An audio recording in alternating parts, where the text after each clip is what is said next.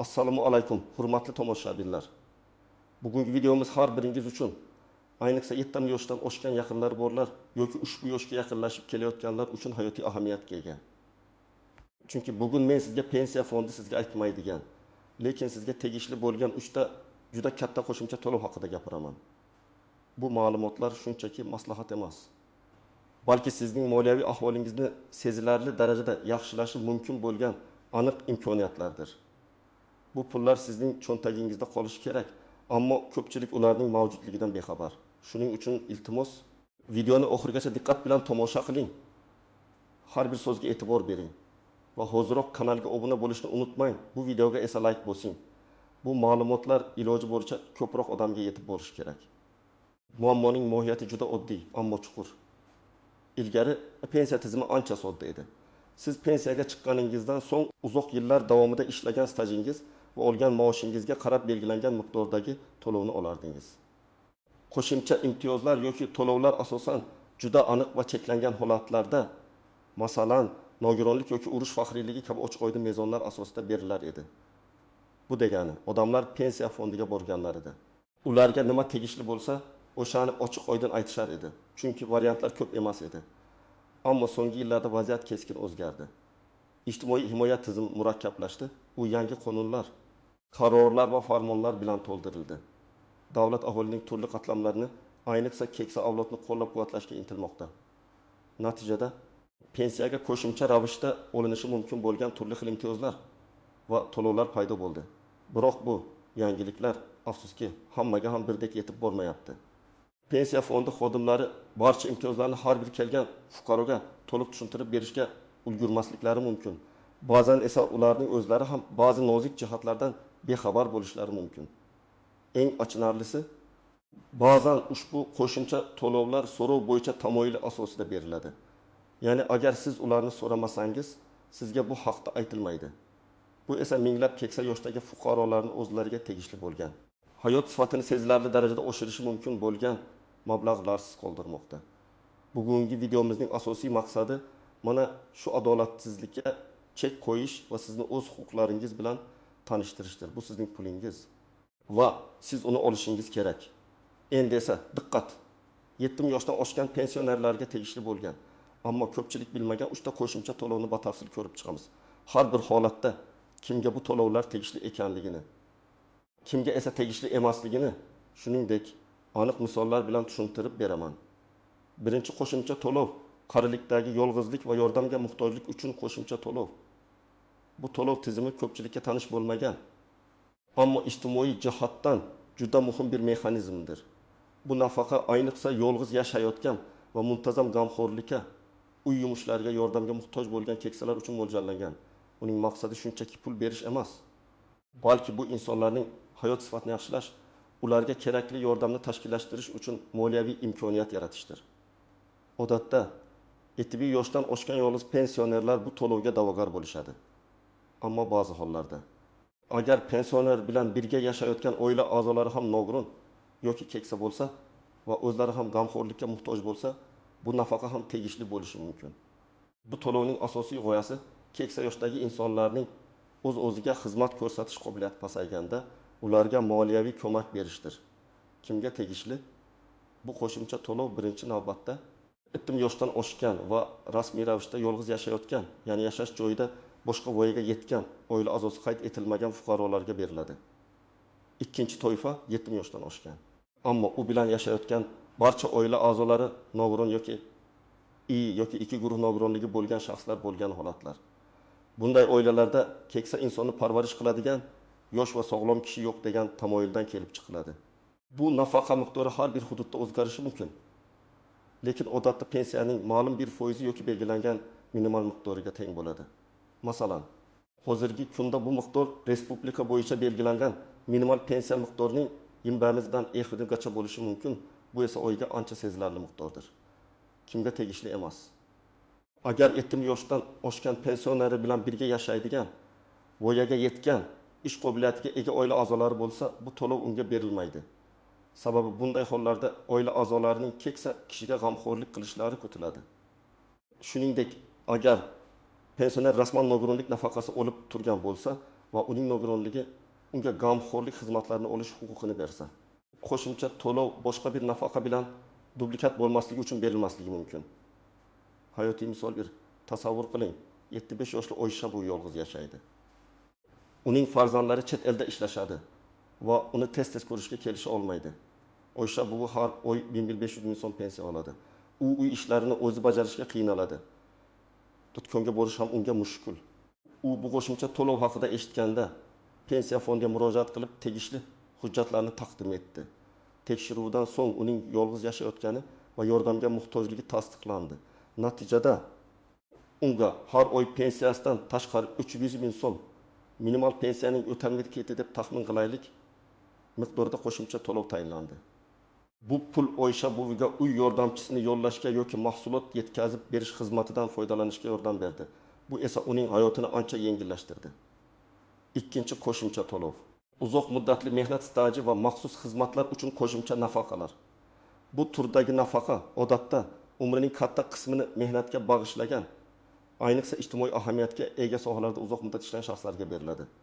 Bu aslida davlatning ularning fidoyi mehnati uchun minnatdorchilik bildirish usulidir.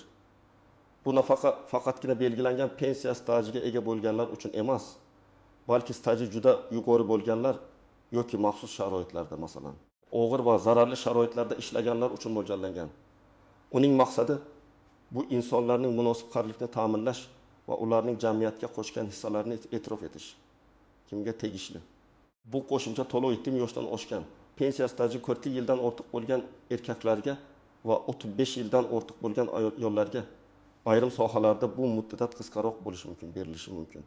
Shuningdek, agar shaxsvan madaniyat, ta'lim, sog'liqni saqlash sohasida yoki boshqa ijtimoiy ahamiyatga ega tarmoqlarda katta xizmat ko'rsatgan bo'lsa va tegishli mukofotlarga, unvonlarga ega bo'lsa, hatto staji biroz kamroq bo'lgan taqdirda ham unga bu nafaqa tayinlanishi mumkin. Ba'zi kasb egalari, masalan, konchilar, uchuvchilar, og'ir sanoatda ishlaganlar o'zlarining og'ir mehnat sharoitlari tufayli bu to'lovga alohida shartlar asosida da'vogar bo'lishlari mumkin. Bu qo'shimcha to'lov miqdori pensiya bazasining badidan 25 baytgacha bo'lishi mumkin. Bu esa har oy pensiyaga qo'shimcha ravishda ancha katta miqdorni tashkil etadi. Kimga tegishli emas. Agar pensiya staji yuqorida ko'rsatilgan me'yordan past bo'lsa va shaxsda maxsus xizmatlar yoki mukofotlar bo'lmasa, bu to'lov unga berilmaydi. Shuningdek, agar shaxs muddatidan oldin pensiyaga chiqqan bo'lsa va uning staji umumiydan kam bo'lsa, bu nafaqa unga qo'llanilmasligi mumkin. Odatda bu nafaqa avvalgi ishlash davrida yig'ilgan har qanday imtiyozlar bilan to'g'ridan to'g'ri bog'liq bo'lmasligi, balki umum stajga va maxsus e'tirofga asoslangan bo'lishi kerak. Hayotiy misol 2. Damin yoshli professor Alisher aka butun umrini universitetda yoshlarga ilm berishga bag'ishlagan. Uning mehnat staji 75 yildan oshadi. U O'zbekiston qahramoni unvoni sohibi. Alisher aka har oy 2 million so'm pensiya oladi. U avval bu qo'shimcha to'lov haqida bilmagan. Do'stlari maslahati bilan pensiya fondiga murojaat qilganda uning staji va xizmatlari inobatga olindi. Unga har oy pensiyasi qo'shimcha ravishda 500 ming so'm miqdorida maxsus nafaqa tayinlandi. Bu qo'shimcha mablag' unga yangi ilmiy kitoblar sotib olish, tibbiy ko'riklardan o'tish va hatto ba'zi yosh talabalarga yordam berish imkonini berdi. Uchinchi qo'shimcha to'lov uy-joy kommunal xizmatlar uchun kompensatsiya yoki subsidiya konvertatsiyasi. Bu ehtimol eng ko'p e'tibordan chetda qoladigan, ammo eng katta moliyaviy yordamni berishi mumkin bo'lgan to'lov turidir. Ko'plab mamlakatlarda, jumladan bizda ham keksa va kam ta'minlangan oilalarga uy-joy kommunal xizmatlar uchun subsidiya yoki kompensatsiya beriladi. Ammo ko'pchilik buni kommunal to'lovlarni kamaytirish deb tushunadi va pul shaklida olish mumkinligini bilmaydi. Aslida ma'lum shartlar ostida bu subsidiya naqd pul shaklida berilishi mumkin. Bu esa pensionerning boshqa ehtiyojlarga sarflanishi mumkin. Bu to'lovning maqsadi keksa yoshdagi fuqarolarning hayotiy xarajatlarini kamaytirish va ularning turmush darajasini oshirish. Kimga tegishli? Bu qo'shimcha to'lov asosan 70 yoshdan oshgan. Pensiya miqdori mamlakatda belgilangan minimal iste'mol savati darajasidan past bo'lgan yoki oilasining umumiy daromadi kambag'allik chegarasidan past bo'lgan pensionerlarga beriladi. Bu shartlar har yili qayta ko'rib chiqiladi va hududlarga qarab farq qilishi mumkin. Agar pensioner ijarada yashasa va uy-joy ijara haqi uning daromadining katta qismini tashkil qilsa, bu holatda ham maxsus kompensatsiya olish imkoniyati mavjud. Muhimi shundaki, subsidiya miqdori o'rtacha iste'mol normativlari asosida hisoblanadi. Ya'ni agar siz kamroq iste'mol qilsangiz ham belgilangan normativ asosida kompensatsiya olishingiz mumkin. Bu to'lov odatda kommunal xizmatlarga to'lanadigan umumiy summaning ma'lum bir foizini, masalan, o'tishmandan yetimlikgacha tashkil qilishi mumkin. Ammo muhimi, bu mablag' naqd pul shaklida berilishi mumkin. Kimga tegishli emas, agar pensionerning daromadi va oilasining daromadi belgilangan chegaralardan yuqori bo'lsa, bu to'lov unga berilmaydi. Shuningdek, agar pensionerning mulkida bir nechta uy-joy bo'lsa yoki u katta avtomobilga ega bo'lsa, bu holatlar uning moliyaviy ahvoli yaxshi ekanligidan dalolat berib subsidiyadan mahrum etishi mumkin. Ba'zi hollarda agar pensioner uy-joy kommunal xizmatlari uchun katta qarzga ega bo'lsa, subsidiyani olishda muammolar paydo bo'lishi mumkin. Chunki avvalgi qarzlarni to'lash talab qilinadi. Hayotiy misol 3. Yetim 2 yoshli Murod bobo oilasi bilan birga yashaydi. Uning pensiyasi 1000 so'm. U bilan yashayotgan xotini ham pensiyada, uning pensiyasi esa 800 ming so'm. Ularning oilaviy daromadi 1.800.000 so'm bo'lib. Bu minimal iste'mol savatidan biroz yuqori, ammo shahardagi yashash narxlari uchun yetarli emas. Kommunal to'lovlar, gaz, svet, suv, trash oyga 400 ming so'mni tashkil etadi. Murod bobo bu subsidiya haqida eshitib, pensiya fondiga emas, balki mahalliy hokimiyatning ijtimoiy ta'minot bo'limiga murojaat qildi. Bu muhim nuansa. Uning murojaati ko'rib chiqilib, oilasining daromadi va kommunal xizmatlarga ketadigan xarajatlari hisobga olindi. Natijada unga har oy 200 ming so'm miqdorida naqd pul shaklida kommunal xizmatlar kompensatsiyasi tayinlandi. Bu pullar unga oziq-ovqat sotib olishga, dori-darmon xarajatlarini qoplashga juda katta yordam berdi. Endi esa bu qo'shimcha to'lovlarga tegishli bo'lgan istisnolar, tuzoqlar va ko'pchilik e'tibor bermaydigan nozik jihatlar haqida gaplashamiz. Bu sizning huquqlaringizni himoya qilishda juda muhimdir. Birinchidan, pensiya fondi xodimlari sizga bu imtiyozlar haqida to'liq ma'lumot bermasligining asosiy sabablaridan biri bu ma'lumotlarning tarqoqligidir. Ba'zi imtiyozlar pensiya fondi tomonidan, ba'zilari mahalliy hokimiyatning ijtimoiy ta'minot bo'limlari tomonidan, ba'zilari esa hatto Sog'liqni saqlash vazirligi tizimi orqali berilishi mumkin. Ya'ni yagona to'lov oynasi yo'q. Shuning uchun sizga tegishli bo'lishi mumkin bo'lgan har bir turdagi imtiyozni alohida tekshirishingiz kerak. Masalan, yolg'izlik va yordamga muhtojlik uchun to'lovni pensiya fondi berishi mumkin. Ammo kommunal xizmatlar uchun kompensatsiyani mahalliy hokimiyat bo'limi berishi ehtimoli yuqori. Ikkinchi muhim nuansa bu so'roq bo'yicha tamoyili. Ko'plab qo'shimcha to'lovlar avtomatik tarzda tayinlanmaydi. Siz ularni so'rashingiz, ariza yozishingiz va tegishli hujjatlarni taqdim etishingiz kerak. Agar siz so'ramasangiz, hech kim sizni qidirib topib, bu pullar sizga tegishli ekanligini aytmaydi. Bu ayniqsa yosh kattalar uchun dolzarbdir. Chunki ko'pchilik byurokratik jarayonlardan qo'rqadi yoki ularga ortiqcha tashvish tug'dirishni istamaydi. Ammo unutmaslik kerakki, bu sizning haqqingiz. Uchinchidan, hujjatlarning dolzarbligi. Ba'zi imtiyozlar uchun ma'lumotlar har yili yangilanib turishi kerak. Masalan, oilaning daromadi, yashash sharoitlari yoki sog'ligidagi o'zgarishlar. Agar siz bir marta ariza berib, keyin uni yangilamasangiz, to'lovlar to'xtatilishi yoki miqdori o'zgarishi mumkin. Bu juda muhim tuzoq. Chunki keksa kishilar ko'pincha bu narsalarni unutishlari yoki yangilashga ulgurmasliklari mumkin. Shuning uchun yaqinlarning yordami bu yerda juda muhimdir. To'rtinchidan, rad javobini olish imkoniyati. Ba'zan siz ariza berganingizda sizga rad javobini berishlari mumkin. Bu holatda rad javobining sababini aniq tushunish va uni bartaraf etishga harakat qilish kerak. Ko'pincha rad javobi hujjatlardagi kamchiliklar, noto'g'ri ma'lumotlar yoki ba'zi shartlarga mos kelmaslik sababli bo'lishi mumkin. Siz bu rad javobini yozma ravishda talab qilishingiz va keyinroq yuqori instansiyalarga murojaat qilishingiz mumkin. Ba'zan oddiy maslahat bilan ham muammoni hal qilish mumkin. Beshinchidan, ba'zi hududlarda qo'shimcha mahalliy dasturlar mavjud. Yuqorida sanab o'tilgan 3 ta to'lov umum respublika miqyosidagi dasturlarga tegishli bo'lishi mumkin. Ammo ayrim viloyatlar yoki tumanlarda mahalliy hokimiyat tomonidan qo'shimcha yordam dasturlari ishlab chiqilgan bo'lishi mumkin.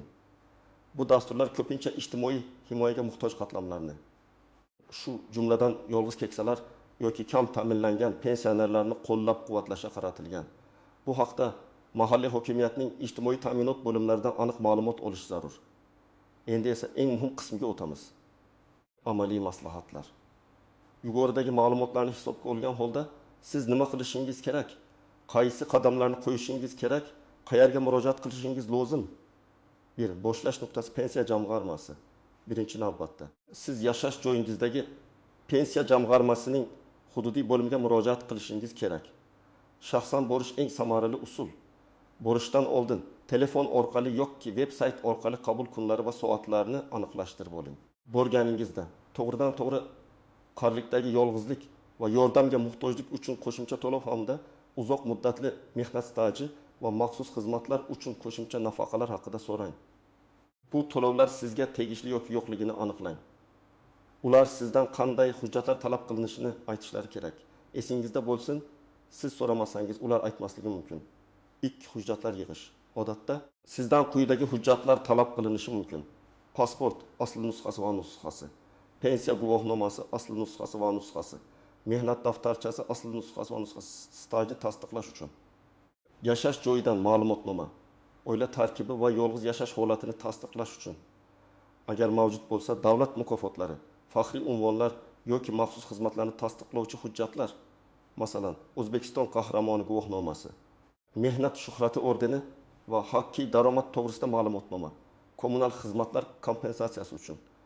Nogironlik guvohnomasi, agar pensioner bilan yashaydigan oila a'zolari nogiron bo'lsa, iloji bo'lsa, ushbu ro'yxatni pensiya fondi xodimlaridan aniqlashtirib oling. Chunki talablar o'zgarishi mumkin. Barcha hujjatlarning nusxalarini tayyorlab qo'ying. Asl nusxalarini esa faqat ko'rsatish uchun olib boring. Ariza yozish. Pensiya fondida sizga standart ariza shakline berishlari kerak. Arizani to'liq va aniq to'ldiring. Agar o'zingiz yozishga qiynalsangiz, fond xodimlaridan yordam so'rang. Arizada aynan qaysi qo'shimcha to'lovni so'rayotganingizni aniq ko'rsating. Masalan, menga qarlikdagi yolg'izlik va yordamga muhtojlik uchun qo'shimcha to'lovni tayinlashni so'rayman yoki menga uzoq muddatli mehnat staji va maxsus xizmatlar uchun qo'shimcha nafaqani tayinlashni so'rayman. 4. Mahalliy hokimiyatga murojaat. Uy-joy kommunal xizmatlar uchun kompensatsiya yoki subsidiya konvertatsiyasi masalasi bilan yashash joyingizdagi mahalla fuqarolar yig'inining ijtimoiy ta'minot masalalari bo'yicha mutaxassisiga yoki tuman, shahar hokimiyatining ijtimoiy ta'minot bo'limiga murojaat qilishingiz kerak. Bu yerda ham yuqoridagi kabi hujjatlar, pasport, pensiya guvohnomasi, daromad to'g'risida ma'lumotnoma, oila tarkibi to'g'risidagi ma'lumotnoma talab qilinishi mumkin. Shuningdek, kommunal xizmatlar uchun to'langan qog'ozlar, cheklar ham kerak bo'lishi mumkin. Bu yerda ham aniq qaysi turdagi kompensatsiya so'rayotganingizni ko'rsatib ariza yozishingiz lozim. 5. Rad javobi bo'lsa nima qilish kerak? Agar sizga rad javobi berilsa, sababini yozma ravishda talab qiling. Bu rad javobi sizga qo'shimcha harakatlar uchun asos bo'ladi. Agar rad javobi asosida hisoblasangiz, yuqori turuvchi tashkilotlarga, viloyat pensiya jamg'armasi, viloyat hokimiyati ijtimoiy ta'minot bo'limi yoki hatto ombudsman va adliya vazirligi tizimiga murojaat qiling. Har qanday shaxsning huquqini himoya qilish uchun yuridik maslahat olishdan cho'chimang. Ba'zan yuridik yordam bepul asosda ham berilishi mumkin. Ayniqsa keksa yoshdagilar uchun. 6. Yaqinlarning yordami. Agar sizning yoshingiz 70 dan oshgan bo'lsa va bu ishlar sizga og'irlik qilsa, yaqinlaringizdan, farzandlaringizdan yoki nabiralaringizdan yordam so'rashdan uyalmang. Ular sizga hujjatlarni yig'ishda, arizalarni to'ldirishda va muassasalarga borishda yordam bera oladilar. Bu jarayon bir kunda hal bo'lmasligi mumkin. Shuning uchun sabrli bo'lish va izchil harakat qilish muhim. Hurmatli do'stlar, bugun men sizga juda muhim va ko'pchilikka noma'lum bo'lgan 3 ta qo'shimcha to'lov haqida batafsil ma'lumot berdim. Bu to'lovlar sizning hayotingizni sezilarli darajada yaxshilashi mumkin bo'lgan jiddiy mablag'lardir. Pensiya fondi buni sizga aytmaydi, lekin sizning bu ma'lumotlardan xabardor bo'lishingiz va o'z huquqlaringizni talab qilishingiz shart. Bu sizning pulingiz, sizning haqqingiz va siz uni olishingiz kerak. Iltimos, bu videoni o'z fikrlaringizni sharhlarda yozib qoldiring. Siz bu to'lovlar haqida bilarmidingiz? Yoki sizning yaqinlaringiz orasida kimdir ulardan foydalanganmi? Sizning hikoyalaringiz boshqalarga ham yordam berishi mumkin.